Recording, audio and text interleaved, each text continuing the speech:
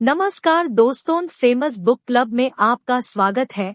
आज हम बात करने जा रहे हैं विक्रम बेताल की कहानियों के बारे में, जिसे बेताल पच्चीसी के नाम से भी जाना जाता है। कई बार कोशिश करने के बाद भी विक्रमादित्य बेताल को अपने साथ ले जाने में असफल हुए। फिर भी उन्होंने हार नहीं मानी और पेड़ के पास जाकर बेताल को पकड़कर अपने कंधे पर बिठाकर ले गए। अब शर्त के अनुसार बेताल ने फिर से कहानी सुनाना शुरू कर दिया और इस बार कहानी थी सर्वश्रेष्ठ वर कौन। तो आइए सुनते हैं विक्रम बेताल की नवी कहानी, जिसका शीर्षक है सर्वश्रेष्ठ वर कौन। उज्जैन नगरी में वीरदेव नाम के राजा का शासन था।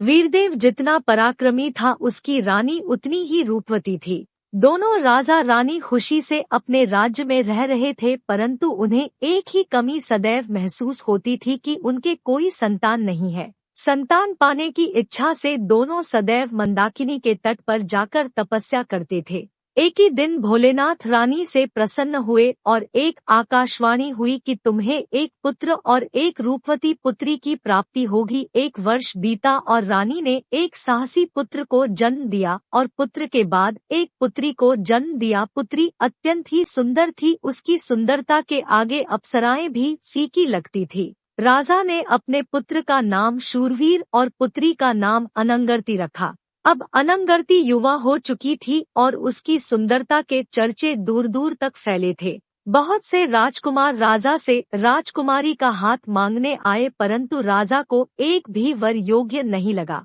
अंत में राजा ने राजकुमारी से कहा कि बेटी, तुम्हारे लिए मैंने बहुत से वर देखे, परंतु मुझे एक भी अच्छा नहीं लगा। मैं चाहता हूँ कि तुम स्वयंवर कर लो। बेटी ने जवाब नहीं कि पिताजी, मुझे इस कार्य में लज्जा महसूस हो रही है। आप मेरे लिए एक ऐसा वर खोजना प्रारंभ करें जो किसी कला में श्रेष्ठ हो। अब राजा ने बेटी के अनुसार एक सर्वश्रेष्ठ कला प्रेमी वर की खोज शुरू कर दी। राजा ने इस बात का ऐलान कर दिया कि उसे किसी कला प्रेमी पुरुष की आवश्यकता है। ये सुनकर एक दिन राज्य में 4 कला प्रेमी पुरुष राजा के पास आए। राजा ने उन्हें अपनी कला का वर्णन करने को कहा। पहले पुरुष ने कहा, राजन, मैं पंचप्तिक नाम का शूद्र कुल में जन्मा हुआ हूँ। मैं प्रतिदिन 5 जोड़े कपड़ों के तैयार करता हूँ जो बहुत सुंदर होते हैं। पहला जोड़ा देवी के आगे चढ़ाता हूँ, दूसरा ब्राह्मण को दान करता हूँ, तीसरा मैं स्वयं पहनता हूँ, चौथा जोड़ा मैं बाजार में जाकर बेच आता हूँ जिससे मेरा जीवन निर्वाह चल सके, और 5वां जोड़ा मैं राजकुमारी को भेंट करूँगा।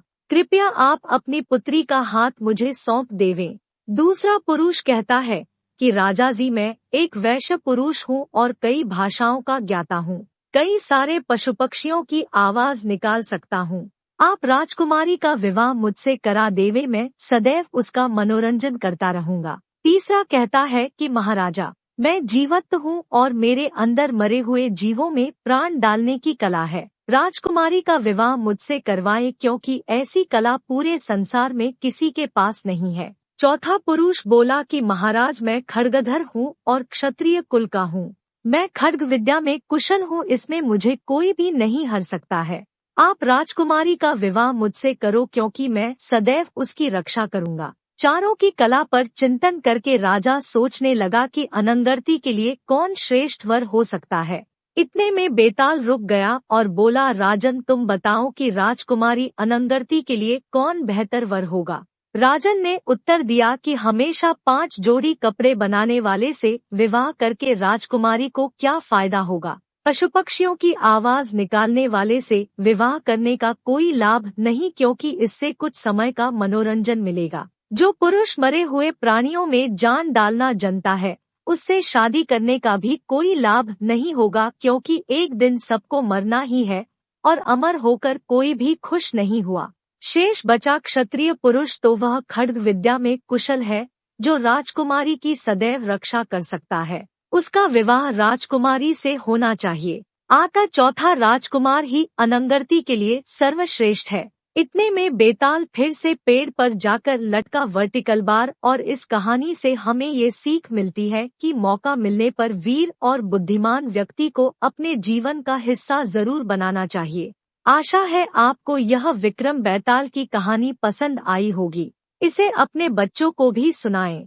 आप इस वीडियो को लाइक, सब्सक्राइब और शेयर कर सकते हैं और इस तरह के और दिलचस्प किताबों के सारांश और ज्ञान से भरे ब्लॉग वीडियो के लिए हमारे वेबसाइट और YouTube channel the famous book club को सब्सक्राइब कर सकते हैं। मिलते हैं विक्रम बेताल की अगली कहानी को सुनने, जिसकी लिंक वीडियो डिस्क्रिप्शन में मिल जाएगी। तब तक के लिए नमस्कार। नमस्कार दोस्तों, फेमस बुक क्लब में आपका स्वागत है।